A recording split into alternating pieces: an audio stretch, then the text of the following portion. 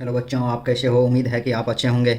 तो बच्चों, मैं आपके लिए इस वीडियो में अध्याय 14 अर्थात सांख्यिकी स्टैटिक्स के पार्ट 1 को लेकर आया हूं। बच्चों, आप लोग स्टैटिक्स के बारे में जानते ही होंगे, अर्थात आप लोग सांख्यिकी के बारे में जानते ही होंगे। फिर भी मैं थोड़ा सा संक्षेप में आपको बता रहा हूँ। सांख्यिकी एक ऐसा विज्ञान है जिसका संबंध आंकड़ों के संग्रह से होता है। उसके बाद उसका प्रस्तुतिकरण और निष्कर्षण निकालने की प्रक्रिया से भी होता है। सांख्यिकी शीर्षक का अर्थ होता है बच्चों संख्या से संबंधित शास्त्र। सांख्यिकी का अर्थ होता है बच्चों संख्या से संबंधित शास्त्र के अध्ययन को सांख्यिकी कहते हैं।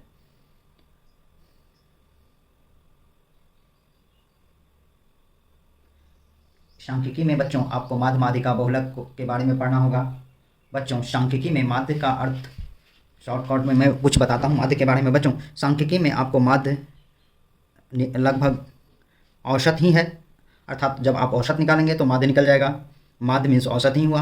औसत निकालने के लिए सभी संख्याओं का योग बट जितना संख्या है उतना से भाग दे देना है, यही औसत होता है। और ऐसे ही माध्य भी निकलता है, इसलिए माध्य और औसत बराबर होता है बच्चों। वैसे और माध्यिका निकालने की दो मेथड है, जो कि वो बताऊंगा जब माध्यिका आएगा उस टाइम में मैं बता दूंगा।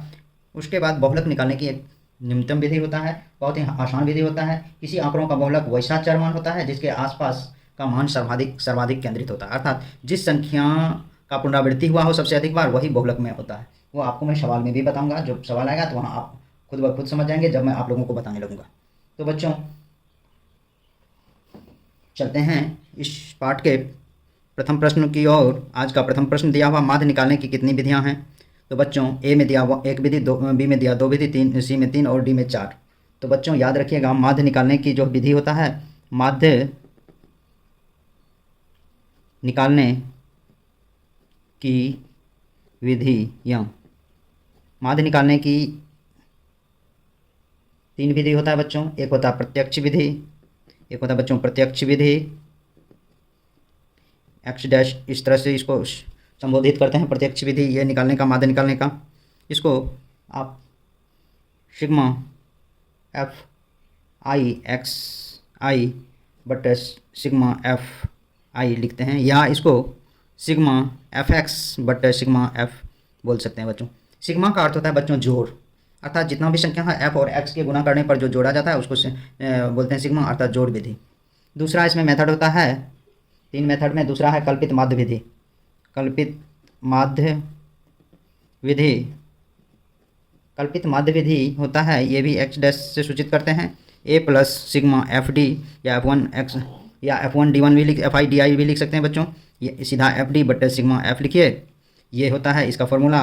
और तीसरा होता है आपको पग विचलन विधि। पग विचलन विधि, पग विचलन विधि में ए प्लस सिग्मा एफ यू या F I you I but sigma F into यहाँ एच होता है, ये होता है पग विचलन विधि होता है बच्चों। तो माध्य निकालने का तीन फॉर्मूला होता है, तीन विधियां होता है, अर्थात वन का आंसर ऑप्शन नंबर सी होगा बच्चों। नेक्स्ट प्रश्न है बच्चों प्रश्न नंबर 14, प्रश्न नंबर 2। प्रश्न नंबर 2 दिया हुआ है आपको कि 14 का मिलान चिन्ह क्या होगा। ए में एक्स आई भी, बी में इस तरह का साइन दिया हुआ, चार लाइन ये काट के एक लाइन, और इस तरह से चार लाइन एक लाइन काट के और तीन लाइन दिया हुआ, उसी तरह से ये है और ये है। ये इसमें से पूछा जा रहा है कि ए बी सी डी में से कौन सा 14 का मिलान चिन्ह होगा बच्चों। याद रखिएगा, जब भी मिलान चिन्ह होता है तो एक यदि लिखा जाता है तो एक को इस तरह से रोमन में लिखा जाता है, एक को दो होगा तो इसका रोमन में दो, इस तरह से तीन होगा तो इसका रोमन में ऐसे होगा, चार होगा तो इसका रोमन में ऐसे लिखा जाएगा। जब यहाँ 5 लिखना होगा तो इसमें 5 इस तरह से लिखेंगे बच्चों। तो उसी तरह से आपको 14 दिया हुआ है तो 14 को लिखने की विधि होगा 1 2 3 4, एक 5 हो गया बच्चों, 1 2 3 4, एक 5 हो गया, 1 2 3 4, अर्थात 5 5 10 4 14, अर्थात 2 का आंसर हो जाएगा बच्चों ऑप्शन नंबर डी। इस तरह से आप इसे निकाल सकते हैं। तीसरा नंबर प्रश्न दिया हुआ है बच्चों,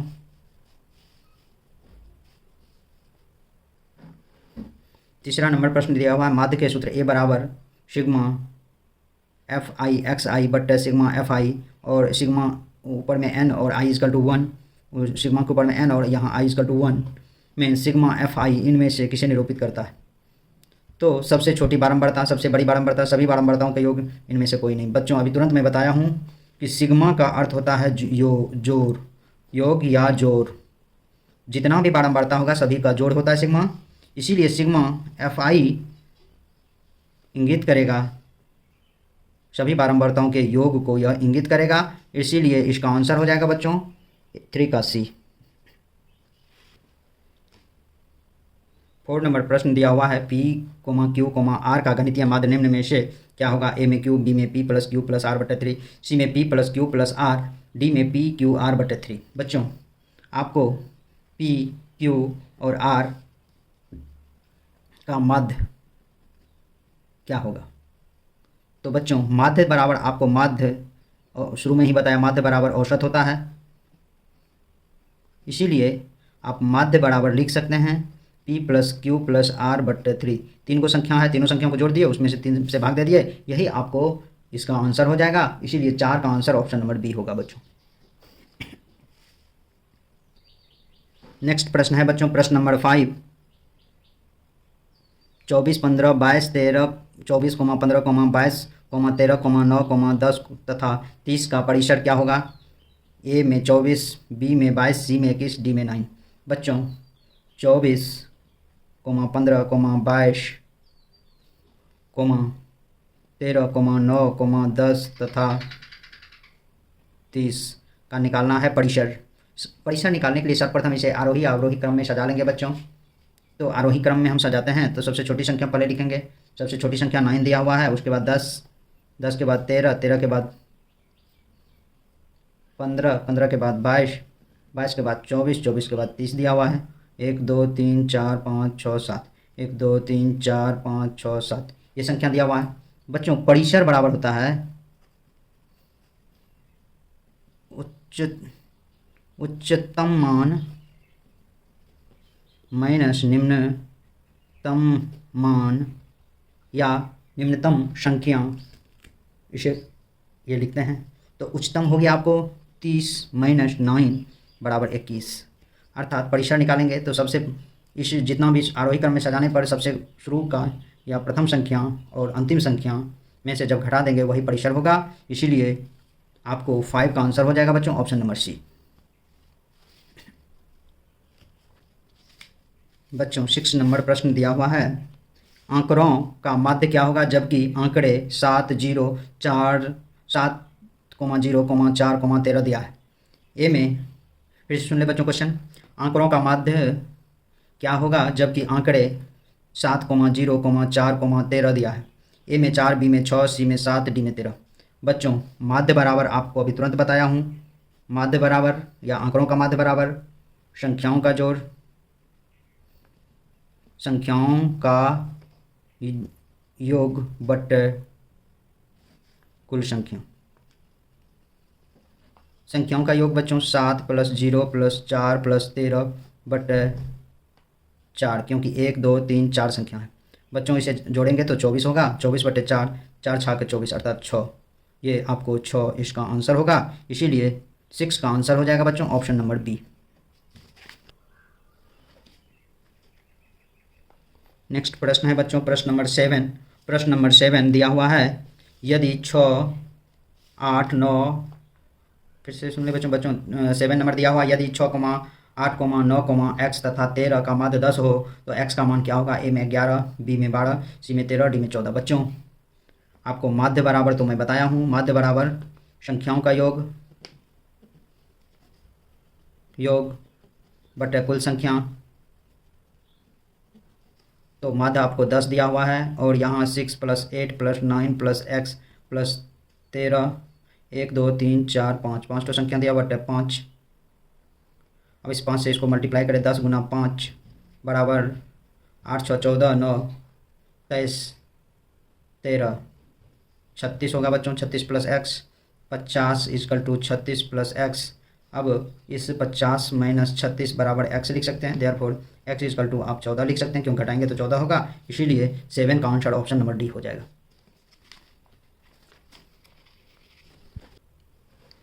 नेक्स्ट अर्थात प्रश्न नंबर 8 दिया हुआ है बच्चों, 3 लगातार प्राकृत संख्याओं का माध्य क्या होगा? ए में 2, बी में 3, सी में 4, डी में 5। बच्चों 3 लगातार प्राकृत संख्या बराबर 1, 2, 3 होगा, तो माध्य बराबर हो जाएगा बच्चों 1 + 2 + 3/3, 6/3, 3 2 जा 6 अर्थात 2, अर्थात 8 का आंसर हो जाएगा बच्चों ऑप्शन नंबर आपको 8 का ऑप्शन नंबर ए हो जाएगा बच्चों। नेक्स्ट प्रश्न है बच्चों, नेक्स्ट प्रश्न नंबर 9 दिया हुआ है बच्चों कि प्रथम 4 सम प्राकृत संख्याओं का माध्य क्या होगा? ए में 5, बी में 8, सी में 10 और डी में 15। बच्चों सम प्राकृत संख्या, प्रथम सम प्राकृत संख्या 2 होगा, 2 के बाद 4 होगा, 4 के बाद 6, 6 के बाद 8। ये प्रथम 4 सम प्राकृत संख्या हुआ बच्चों। ये हुआ आपको प्रथम 4 सम प्राकृत संख्या।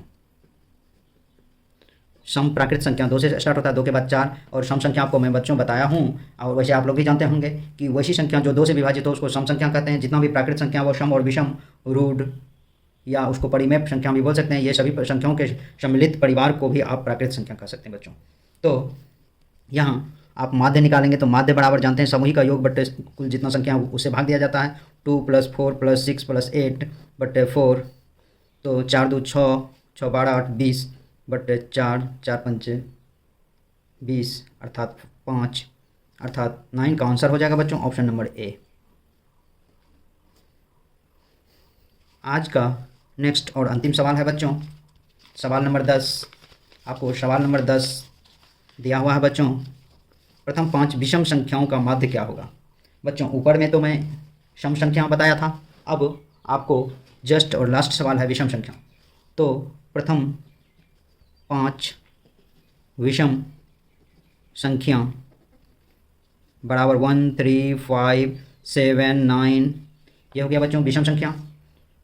माध्य बराबर संख्याओं का योग बटे कुल संख्या 1 + 3 + 5 + 7 + 9/5, अर्थात ये 25/5 होगा बच्चों। 25 25 5 अर्थात 5 आंसर होगा, इसीलिए 10th और लास्ट प्रश्न का आंसर ऑप्शन नंबर बी हो जाएगा बच्चों। तो बच्चों आज के वीडियो में बस इतना ही। मेरे यूट्यूब चैनल पर बने रहने के लिए आप लोगों को बहुत बहुत धन्यवाद, तथा मेरे इस तरह के वीडियो को देखने के लिए आप मेरे चैनल को जरूर से जरूर सब्सक्राइब करें बच्चों। फिर मिलते हैं बच्चों अगले क्लास में।